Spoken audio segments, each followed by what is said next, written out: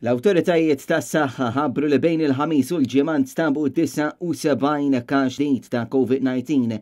L-aħħar li kellna sitwazzjoni simili f'pajjiżna kien fit-19 ta' Wissu meta kienu nstabu l fuq minn 80 każ ġdid. B'kollox dul din il-ġimgħa rajna 411 il-każ ġdid, l-akbar ammont li rajna sa minn nofs is-sajf li għadda.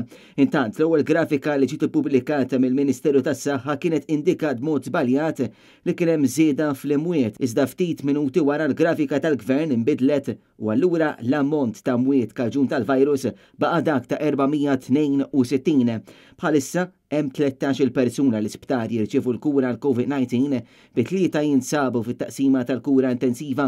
Fl-aħħar sigħat ħabbar ukoll li fiqu 30 persuna oħra u numru ta' każijiet attivi fil-komunità tela għal 753.